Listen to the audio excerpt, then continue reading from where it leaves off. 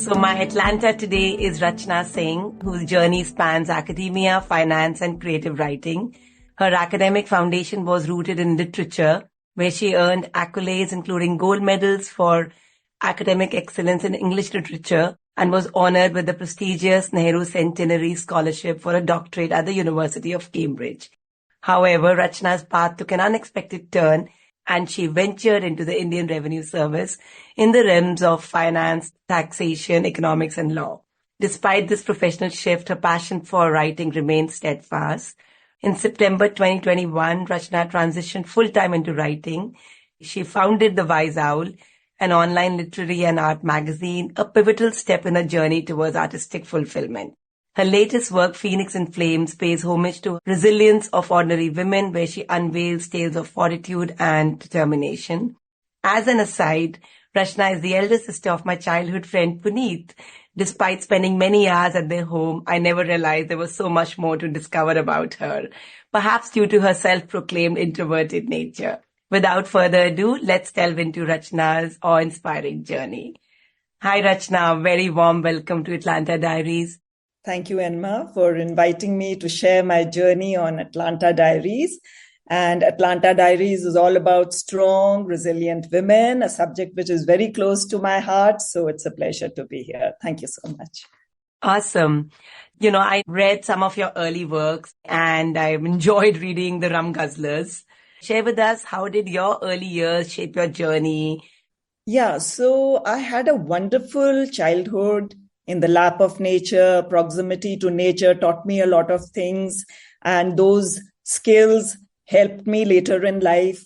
I was probably 3.5 years old when I had my first exposure to birds and animals.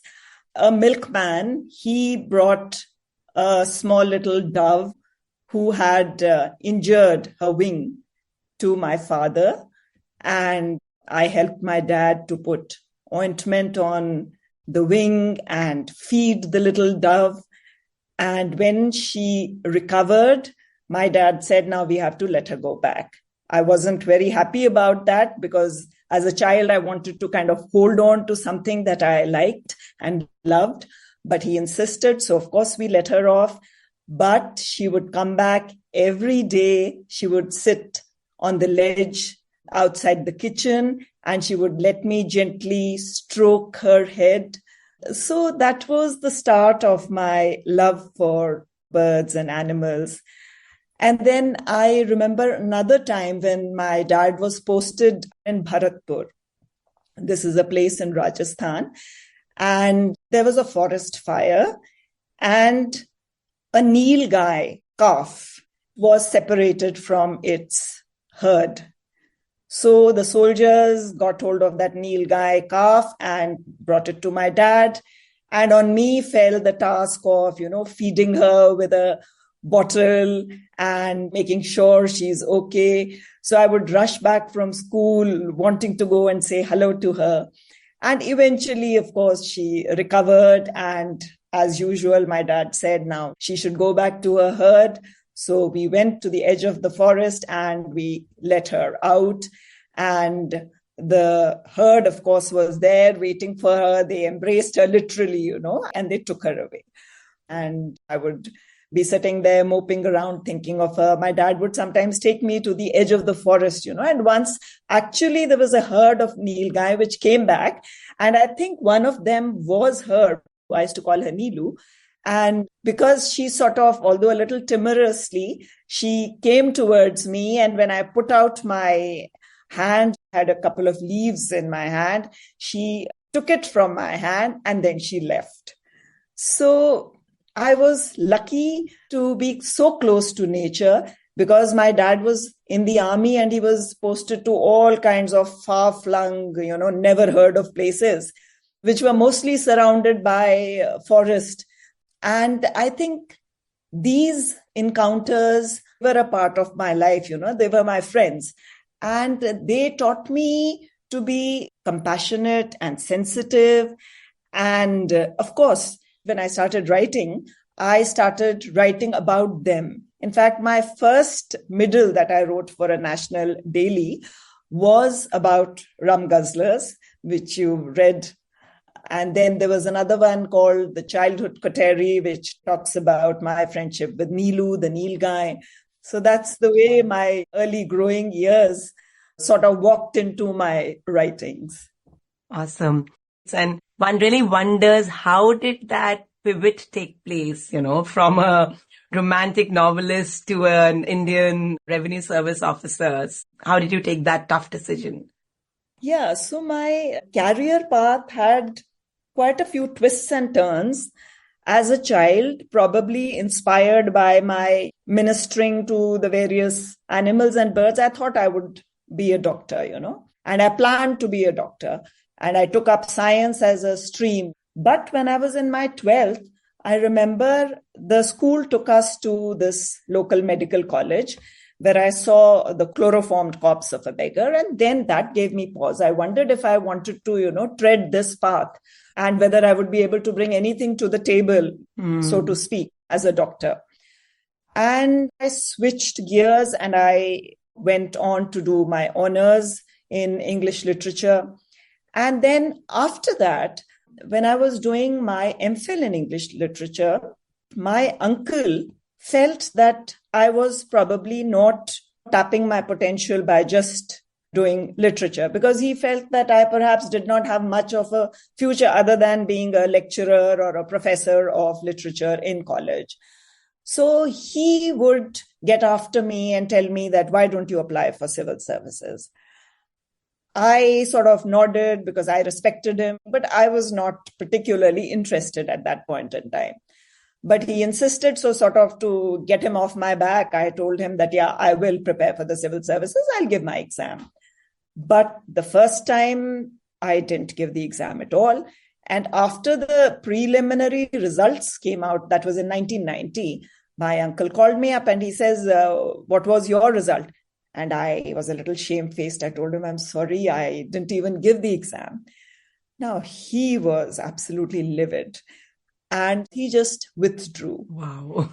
And that was a bit of a shock for me because I respected him so much. He was like my creative mentor. And I actually started working for the exam. So in 1990, June, I gave my preliminary exams. And as luck would have it, I cleared my prelims and the mains and the interview. It's a 1-year process. And I then joined the civil services. Yeah, very interesting. We are all born in that era or generation where, what elders told us meant a lot. Yeah. Do you think something like this would have any relevance in today's era, the way your creative mentor guided you? Probably not. I think probably it would have pushed them in the wrong direction. But in my case, what happened was that my parents were of a different ilk altogether. My parents were very encouraging. They did not interfere with my decisions. And sometimes I feel probably they should have pushed me to become a doctor. But when I said I didn't want to become a doctor, they were okay with it. So they never, ever, my dad or my mom, they never pushed me to do anything. And I mean, today I can look back and say that the decisions that were taken were my own decisions. And if I was unhappy with the decisions, then it was my problem. And they also taught me to be friends with your children. So with my mother, she was like a confidant for me. She was like a friend for me throughout life. So I think I took on my parenting style from my parents. Although I was definitely much more firm than my parents were ever with me, but I did not really push them. As far as my son was concerned, he always wanted to be a software engineer, so it was okay. I didn't say anything. I just sort of facilitated the entire process. With my daughter, she had a bit of a dilemma. She was good in her studies, but she was also playing competitive golf. So initially she was of a mind that she wanted to maybe do art so that she could, balance it with her golfing. But there I did put my foot down. I did tell her, you ought to pick up a career which will at least make you financially independent. Because I feel that for women, financial independence is a must, because that gives them freedom actually to do whatever they want. So with my daughter, I insisted that she should pick up maybe engineering or architecture. And so she opted for engineering as well. But yes, she did need to give up her golf because of that. But again, that was her decision, not mine. So I hope I've been a good parent. I hope I've not interfered with their decisions. So that's my story as a parent, as a mom. Interesting. And when if you had to reflect on that same conversation again about your creative mentor, what would you think about it? Well, he felt that my potential was probably not going to be tapped by just being a lecturer. And maybe he was right. So probably he read me better than I did myself because he had also seen me writing. He was the one who encouraged me to write. I would scribble, in my journal or write bits and read them out to my family and all that. But he wanted me to go beyond that comfort zone I was like sitting in because I was an introvert. I didn't want to be very visible. So in retrospect, I think, yes, the push that he gave me was in the right direction. So from literature to taxation and finance must have been quite a journey. So talk to us. How did you earn that seat at the table and become the successful IRS officer? Yeah, it was pretty tough. But the only thing in my favor was the fact that I, to start with, had been a STEM student. So it was not as though numbers were something new to me. So it did take me a bit of time to grasp the nuances of taxation. And also we needed to know a lot about the legal system. But we are given training in our parent academy. First 3 months, we have a common training irrespective of the service that we are joining. And then the last 15 months, we are sent to our parent academy where we are trained in the job that we are supposed to deliver once we leave the academy. So we had to give exams and we had to pass those exams, or if not, we had to do a repeat of those exams. So after that, obviously, I felt more prepared to handle what I was supposed to do. And by then I had become used to handling accounts and handling profit and loss accounts, income tax issues. So it was not as difficult as I thought it would be. Your work ethic probably allowed you to, I think, slip into it seamlessly. Yeah, right from the beginning, I was very tenacious, if nothing else. I don't know if that is a compliment or not. In fact, since you talked about tenacity, what factors do you think attribute to your success thus far? Gold medal in Masters and MPhil, the Nehru Centenary Scholarship, which you unfortunately had to give up. Well, I would say literature was always my first love. So when I was studying literature during my Masters or my MPhil, I enjoyed doing it so much that it didn't appear to be like a task for me, I would keep studying while my peer group would crib about the books they had to read through or the research material they had to read through. I would do it for a lark, I enjoyed doing it. The story about the Nehru Centenary Scholarship has a slight twist in the sense that I remember a senior of mine had gone to Cambridge University to do her doctorate. I was pretty keen to do it as well. But then when I started checking around, I found that the fee would be pretty steep. So I sort of gave up on that idea. But then one of my professors in the university, he told me that there is this Nehru Centenary Scholarship, which was the 100th year of Jawaharlal Nehru. So the government had instituted that scholarship. And he said, why don't I apply for it? And if I get it, then they would sponsor my studies. So I did. And I was awarded that Nehru Centenary Scholarship. But the irony of it was that I had cleared the civil services and I had joined the National Police Academy where we were supposed to report. And I was already there for almost a fortnight when I received a letter from my dad saying that I had been accepted, by the Cambridge University. So the typical Hamletian dilemma, to be or not to be kind of a dilemma, was there. And then I felt that I would prefer to stay in my country instead of going out. And I would maybe as a civil servant be able to do something for the country, give back to the society what society had given me. So because of that kind of a sense of idealism, I stayed on in India. And so here I am still. How lovely. And I want to double click on this idealism, and the romantic Rachna who wrote so beautifully, thought the world was utopic, right? So Yeah. from there, the journey to becoming a civil services officer, I'm sure must have opened your eyes to the real world. Yeah, you're absolutely right. I was probably too idealistic, too utopian, and my parents were also actually pretty idealistic now that I think of. Mama also, I remember she would think that the world works on a divine plan and everything is fair and right and just in the world, which obviously is not. So when you are faced with things that make you a little skeptical about this belief that everything is good, you do evolve as a person, you grow up as a person, but fortunately, they did not make me skeptical or cynical about the system. I remember when I joined the field, my first posting was as Assistant Commissioner Income Tax in Jalandhar. I was an assessing officer and I had a certain jurisdiction. And so people from that area were my income tax assessees. So we evaluate their income and we pass assessment orders. Because of that, I had sent out a notice to a person. It had been brought to my notice was a tax evader. He was a man who was into rubber chappal business. And instead of this prosperous businessman, looked like he was completely impoverished. He wore soiled clothes and he had a woebegone face and he looked pretty harassed.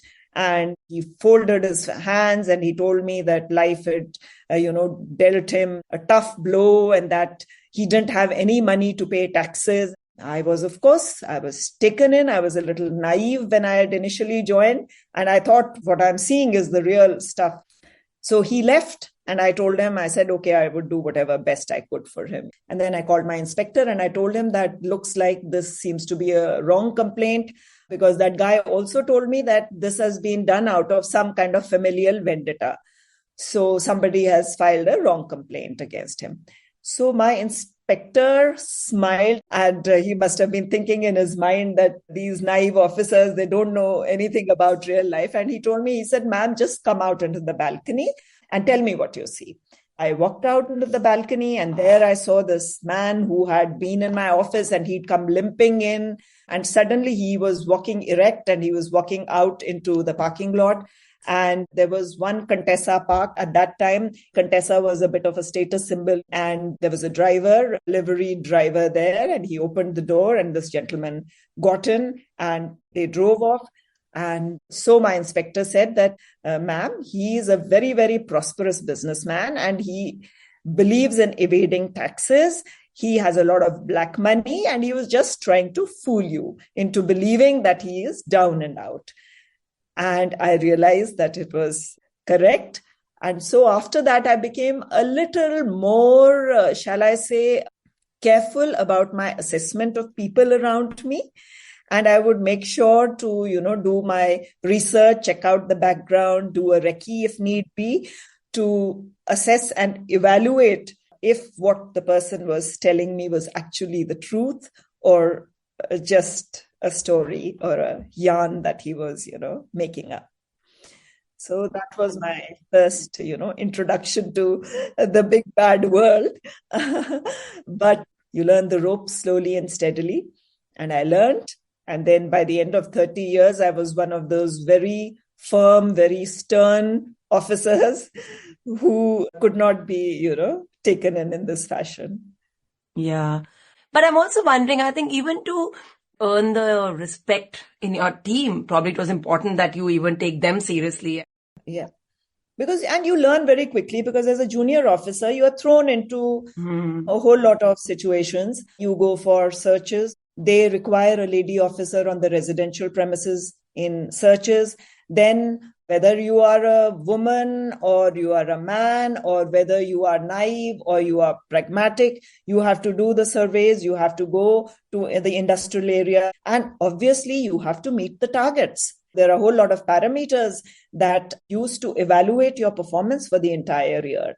which means what assessments you are doing, what are the kind of additions you are making, what is the kind of tax evasion that you have managed to find. All of those things are used to evaluate your performance. So you can't become shrinking lily and say, oh, the world is very good and I'm not going to be taking it on. And, many times, especially being a lady officer, meant that some people would try to intimidate you. I remember we did a search on a real estate guy in Gurgaon, and I was at the residential premises, and that man tried to intimidate me physically by telling me how, when the last income tax team had been there, they had shut them in a room, and how he had set his dogs on them. Oh my God. So yes. But then you learn and you become strong and you can handle it. And once you cope with it, once you handle it, you can do it all. Otherwise, you don't earn respect. For a woman, I don't know about other career sectors, but in our service also, what you need to do is you need to earn the respect. And for that, you need to be good at your work. And since I was very ambitious and always very focused on excelling, so I guess I tried to do the same here. Very interesting. So, whenever I would coach my clients, and especially the ones who were women, I think the challenge came when they moved into this leadership position. And those are the typical challenges they would talk about. How do I earn my seat at the table? How do I influence decision? They would say, men have to simply state and women have to convince. Any anecdotes or any experiences when you encountered the same feeling? Yeah. Luckily, I didn't really face this issue, neither from my peers, nor from my junior officers, nor from my senior officers. They didn't expect me to go out and prove my mettle. Their approach was that if I'm an officer working with them, then I would be doing what they were doing, which I was doing. I mean, so if they were reporting for search duty at 4 o'clock in the morning, I was also reporting for duty at 4 o'clock in the morning. If we were going for surveys and we were at, industrial premises till 12 o'clock at night, counting stock, I was doing the same thing along with them. Mm-hmm. Where I faced this kind of gender bias was when the legal fraternity would come to my office to present their cases. See, because as an assessing officer or even as a commissioner income tax appeals, you are a quasi-judicial court, which means that they come to your room, they treat you as a quasi-judicial authority, they present their case, I ask them questions and all of that. So here I would often see that a lot of the advocates and also the chartered accountants would sound very patronizing at that time. They would sound as though I would not be able to grasp the basic nuances of income tax or finance or law. So I was initially pretty upset about this kind of behavior, but slowly you get used to it and you know how to handle it.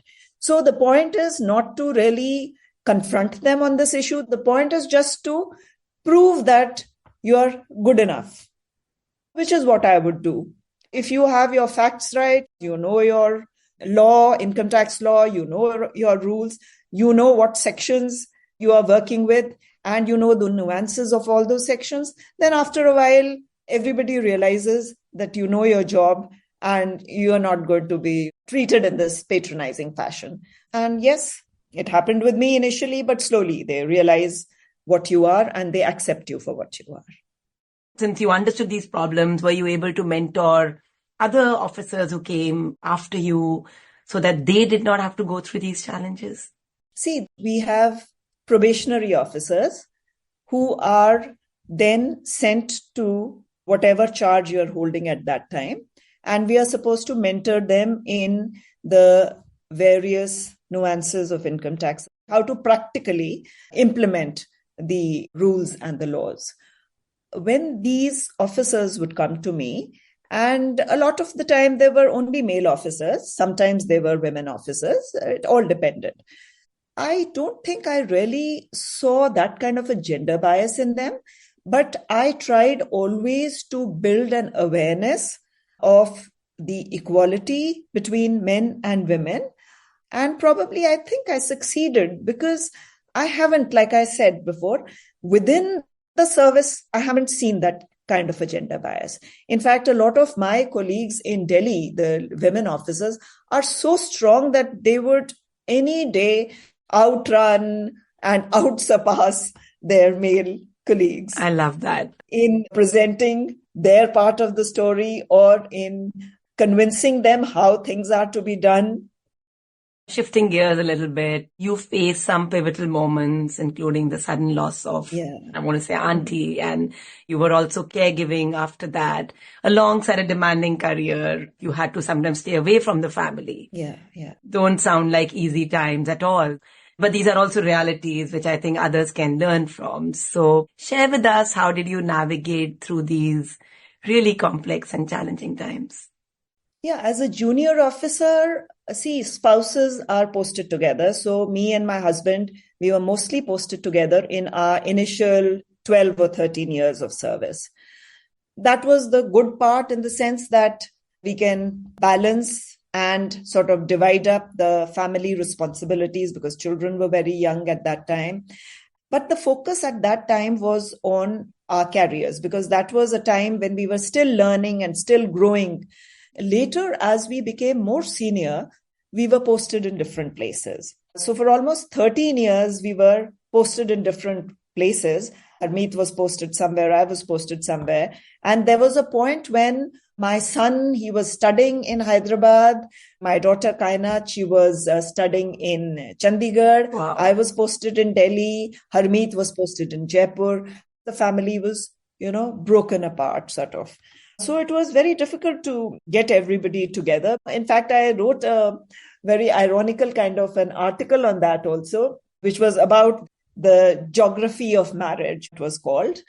And it dwelt upon this kind of a problem that is very typical in government services, especially when both husband and wife are in the same service. And then in 2008, suddenly, out of the blue, Mama was diagnosed with cancer. And the sad part was that we didn't even have time to come to grips with the reality of her illness. One day she was diagnosed, and within 3 months she was gone. And the tough part was that we were not at all prepared for her going away. For me, she was, like I said before, she was like a confidant and friend. And there were lots of things I never discussed with others, even with my friends. But she was the one I would discuss everything under the sun with. And when she went away, it was like a sudden vacuum, I suddenly felt completely lost. I had lost one of the major anchors in my life. And I didn't know what to do with myself. And I guess it was natural. I started moping. I started internalizing. I was an introvert. I didn't share my grief with anybody. I thought I was supposed to be a strong woman. I am a strong woman. So how could I sort of unburden myself on other people? It was not the done thing. And so I didn't really cry before anybody. I didn't talk about it. With my children, I didn't want to cry before them because they were young and I didn't want my grief to sort of spill over into their lives. And I started having these bouts of severe anxiety and depression. I didn't even realize what was happening, Suddenly I would have this strong, heart rate would suddenly go up, tachycardia it was called. And I thought maybe there's some cardiac problem, went to the doc, and the doc said, no, it is not that. It is anxiety due to the trauma that you have gone through and also depression. So he gave me some antidepressants and also he prescribed some sedatives and anti-anxiety pills. But my husband and my mother-in-law, who are both doctors, they were adamant that I should not take those antidepressants, which meant that I had to make an effort to get out of it. Now, thankfully, my mother-in-law was a real darling. She realized I had lost a mother. She tried to replace that. She shut her house down for almost a year, came and stayed with me. Harmeet, my husband, was posted outside. And I remember going to the senior officer, requesting them to post him back here in Chandigarh, but they refused. And so I felt very alone with my children. I didn't want to share with my dad because already he was a patient of Parkinsonism, and already he was suffering the biggest loss possible, and losing a companion. I mean, that loss is nothing as compared to a loss of a mother. Losing a companion is the worst thing that can happen to anybody. So I thought he had enough on his plate. I didn't want to bother him with all that. I was in a very, very bad place. And typically, my friends, my family, they all assumed that because I was an officer, I would be strong. And because I didn't go crying to them, they assumed that I was managing just fine. They didn't realize that I was having a breakdown. I would get a lot of positive input from my mother-in-law, from the children, and of course from my sister Neetu. She would keep calling every day and sort of try to make me feel better about things. And then something very strange happened, which suddenly made me realize that I needed to pull up my boots. Nobody's going to be helping me to get out of it. One day, suddenly I realized that my daughter had been in the bathroom for almost 45 minutes. And I also realized that it was dark and she hadn't turned out the light. I got worried. I banged on the door and she came out. And I asked her, I said, what were you doing inside there with the light switched off? And she said that, I'm scared of the dark, Mama. And so I need to get over it. And so I decided that I'm going to sit in the bathroom in pitch dark till I learn how to cope with it. I'm not coming out of there. And that was like the sort of light at the end of the tunnel. She was probably 10 or 11 at that time. And I thought to myself that if she can do it, why can't I do it? I need to get out of this, nightmare that I've sort of put myself into. I have to get out of it. Otherwise, life would just, go on in this fashion, and I would probably end up having to take medicine for my problem. And it also reminded me of, I don't know if you've read Paradise by Milton, He says the mind is its own place and can make a hell of heaven and a heaven of hell. So I decided that I had to make heaven out of my hell. Now, obviously, it's easier said than done. But then I decided I first needed to switch from this complete focus on myself and moping about it and feeling bad about what the kind of blow that destiny had hurled at me. My daughter at that time was playing competitive golf.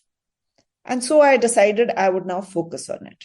I would go with her, to the trainer. I would go with her to the coach. I would walk the course with her. I started traveling with her when she was playing tournaments to other cities.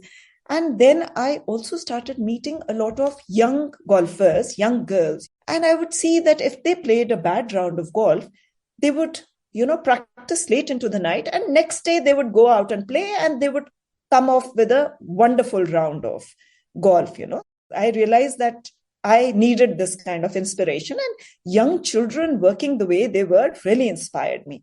And I also started meeting other people. So I started going out. And I also went back to my writing in a big way. For the last 4-5 years, I had stopped writing completely. And I also picked up music. Classical vocal music I used to enjoy doing as a young girl. And so I went back to music and I went back to piano and all of that. So all of these things put together, they sort of gave me a perspective about life. And I'm so thankful for that little lesson I learned from my daughter, out of the mouth of babes, as they say. And this is completely true. And she made me suddenly see what I was doing wrong and how I needed to get out of it. Wow. Yeah, so that's the way I navigated the biggest tragedy, the biggest hurdle in my life till now. Yeah, thank you for sharing, Rachna. I'm getting goosebumps listening to you. I think the biggest takeaway is that we just have to take control. You just took control, and look at the circle of life, that how suddenly we find mentors in our own kids. We're nurturing them to grow up, and then they become our mentors and we learn. And suddenly they are those wise old men and women, who are giving us life lessons. So true, so true. Yeah. And then you took this courageous step of shifting from civil services to becoming a full-time writer. A huge leap, I think. So what really inspired you to take that plunge? Because like you said early on, women have to be financially independent. And early on, your creative mentor recognized that not necessarily it's the most financially gainful profession in that sense, right? So I know I've asked you a lot of questions in this one statement. No. Yeah. So like I said before, writing was always my first love. Let me not say writing. Let me say reading was my first love. And transitioning from reading to writing was like a spontaneous thing that happened. And of course, like I said, I was writing for the national dailies. I also did a financial column for a national daily. And then when I was in the services, I was learning a lot about finances and taxation nuances and all of that. So I thought maybe I should meld together my literary inclinations and my financial learning. So I put all of that together and I came up with 3 books on financial issues. My first book was Penny Panache, and it was all about contemporary economic issues. The thing is that economics and finance, that most people don't even want to touch it with a barge pole, It's like, so true. There's such a mystique around it. So I wanted to demystify these financial issues because even I had gone through that kind of journey. So my books were basically aimed at demystifying finance for the common man who's not tutored in finance. But I also realized I did these when I was still in the services. I wrote these books in that span from 2016 to 2021. But I realized that I could only do so much and not more as far as writing was concerned, because obviously the majority of my time was taken by my day job. And I could not afford to make it second priority. So I realized that if I needed to write full time, and during the Corona period in 2021, the only term I can say is my muse was like desperately beckoning. I wanted to start writing full time. So then I decided that I would have to, make a choice. I quit my job as a civil servant. I took voluntary retirement and I started writing full time. But when you are a writer, what happens is there are some days that you're inspired to write, and there are some blocks of days when you're not particularly interested in writing. I needed something else to hold me aloft. When I was writing and I was trying to publish my books, I realized that it is a real obstacle path to get your work published. Sure. At times, they expect payment from you. At times, you need to have networking, not simply merit, to get your work or your piece in a magazine or a journal or a daily. So I wanted to nurture literature, and I wanted to also make the path, easier for upcoming writers and poets. So I decided on starting this literary and art magazine called The Wise Owl, online magazine, which would nurture literature and art and which would feature and showcase poetry and stories and creative nonfiction pieces and all of that. And the bonus that I didn't expect out of this entire venture, the bonus for me personally, was that during the course of my interviews with a lot of big writers, I connected for an interview with Daisy Rockwell, who won the International Booker Prize. This time we connected with Paul Lynch, who won the Booker Prize 2023. And I would gain an insight into their creative process and their writing, how they were honing their skills, how they were honing their craft. So in that kind of atmosphere of literary activity, that really inspired me also to write. Phoenix and Flames, which is my first completely fiction book, was a result of my connecting with these creative giants and creative wizards. I mean, even to connect with them was like the mecca of literature kind of Right. thing, that kind of feeling you get. Initially, I used to be very nervous and apprehensive about talking to them. I thought maybe these big geniuses and how would I connect? But when you talk to them, you suddenly realize that they are also normal human beings with normal foibles, normal problems, normal pain, grief, all of the typical human problems that we are all beset with. And that really inspired me. Then what I'm hearing is that all of us go through these strange, I don't know, insecurities Yeah. or under maybe lack of confidence or whatever at every level. Like I'm talking to an Atlanta who's been a 30-year civil services officer, yet she's getting inspired. Self-doubt is, I think, very natural to everybody. And I remember when I was talking to Paul Lynch last time, imagine he is the author of so many award-winning novels, and now he wins the Booker Prize. And I was asking him how he became a novelist. And he said that was something I did not want to become. And I tried not to become it. I tried being a journalist and I tried being a film reviewer. But finally, he said it called me and I had to go back to it.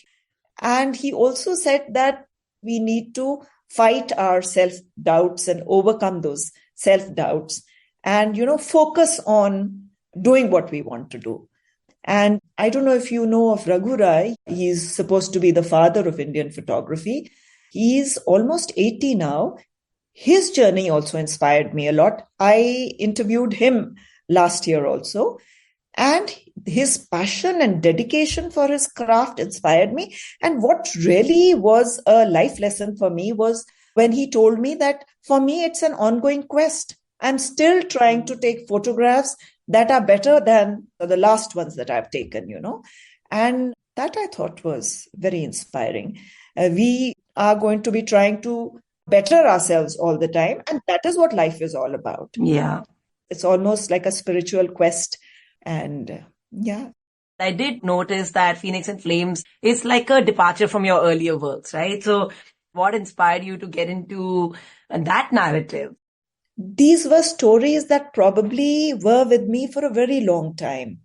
These are stories about women from different walks of life, women who face different tragedies in life, but they are united in their grief, in their anguish, but most importantly, they're united in their ability to rise out of that grief and anguish like the mythical phoenix.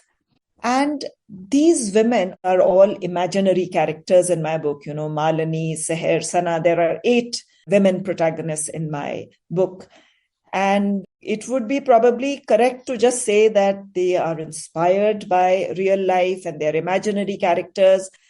But to be very honest, I did come across these women over the last 30, 40 years. I have come across these women and women like these, So the narrative is not replicating their story, but it is replicating the essence of what they have gone through. So for some reason, they confided in me, talked about their pain and suffering, and I didn't want to break that trust really. So I thought that if I just placed the essence of their pain in the narrative without replicating the actual life and the actual facts of life, perhaps I would be able to communicate the message that I wanted to communicate through this book, which is that even ordinary women have the ability to fight their tragedies and adversities and emerge victorious in the end.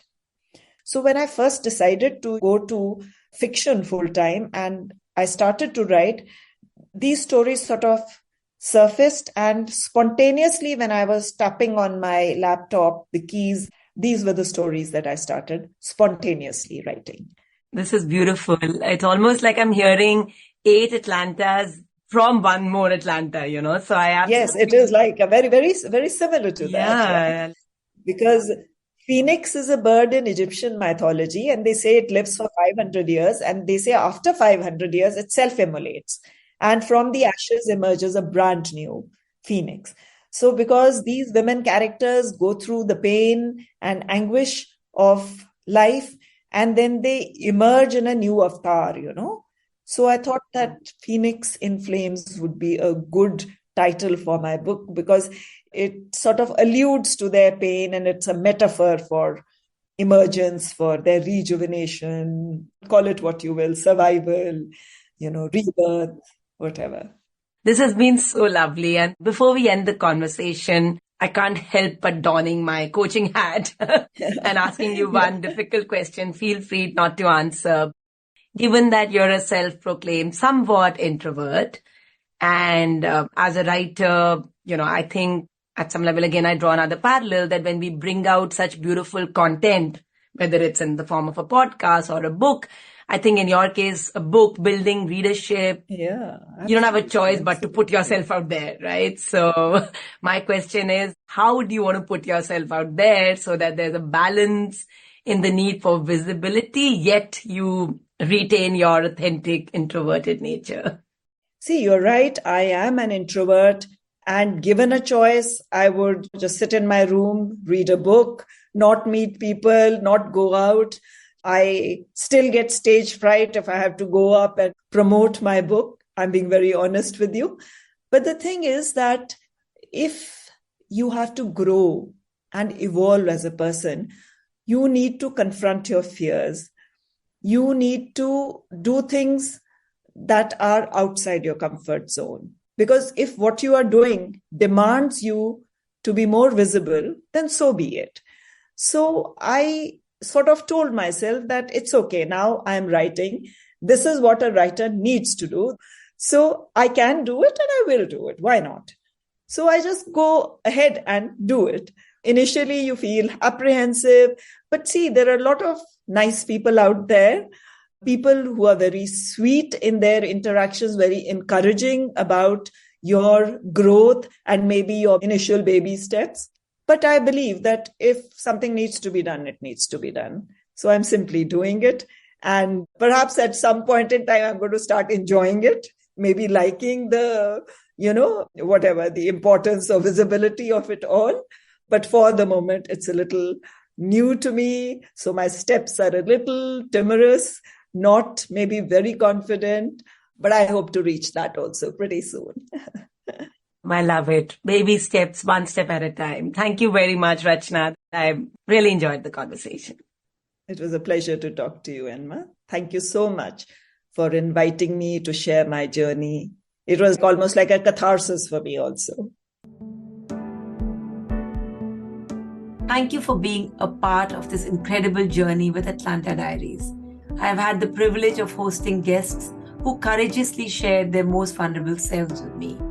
And even if only a small segment of these conversations can champion the journey of one person, it will be worth each and every moment. And together, we know we can create an even greater impact. So I do have a humble request for you. If you found value in these episodes, please consider sharing the podcast with your friends, family, and on your social media. I would also love to hear your thoughts and will really appreciate if you could take a moment to leave a review or rating. See you next week for another inspiring journey on Atlanta Diaries.